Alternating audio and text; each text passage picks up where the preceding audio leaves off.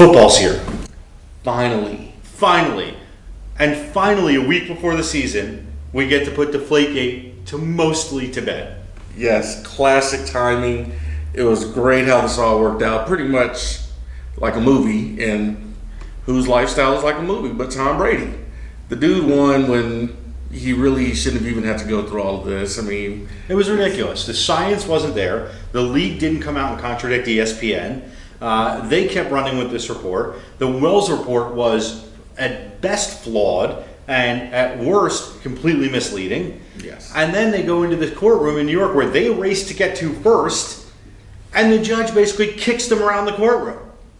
He crushed them.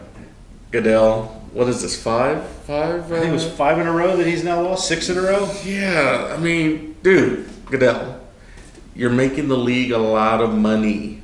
Let it go. It's not worth it, dude. You're gonna screw up your job. Like, think about this. You're not winning. Let it go. Well, that's the thing. There was one assistant coach who was on the radio this week, and he was being interviewed, and he said, we need to have our stars on the field. That's what sells the game. Yeah. That's what's going to keep money coming in at the rate it is for the NFL. And so getting Tom Brady off the field does nobody any good. No. And apparently it was one of those things that sounded good inside conversation, but after it was done, he's basically stuck his foot in it. There's no way he was going to win.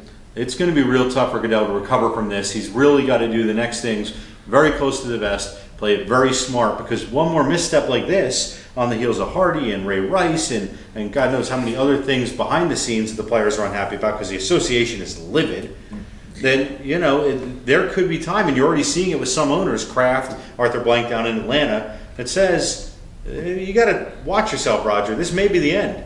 Yeah, I mean, I think the guy's reading a little bit too much of his own press as far as in looking how much money the NFL is grossing right now.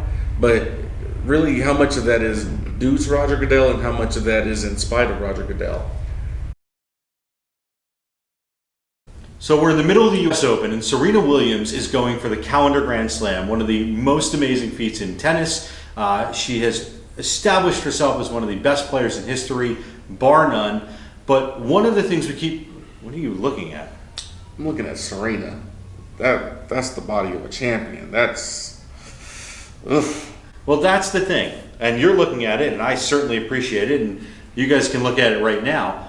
But one of the things that keeps happening is every time Serena is in one of these magazine shoots or she's the cover photo girl, people are saying she's got a masculine body. And they're really trying to body shame her for being an elite athlete in top-notch shape. Yeah, it's ridiculous. I mean, the girl has obviously been honing her craft for how long, and we saw her and her sister come up as young girls, and yeah, they've dominated the sport so much. It's something that the sport is not used to seeing. They're not used to seeing a woman of that size with that athletic build and yeah, quickness. And she's basically put all the tools together. She's making it happen. But above and beyond all that, she's just fine. I mean, her body is like boom, ping, pow, like in all the right spots. That's the gumbo with the claw hanging out. That's good. Yeah. I like me some Serena, man. All right. Well, I can't do anything better than he just did it. So we wish you luck, Serena. We'd love to see you take home the Grand Slam. And hey, keep posing for pictures like that. Hey, thanks for being a part of the Fanzeal Week in Review. That's Brandon Boykin. I'm Justin Simon. We'll see you here every week at fanzeal.com. And remember to follow us on Twitter at Fanzeal. Oh, and go sign up for the sports newsletter, The Zeal. You'll be glad you did.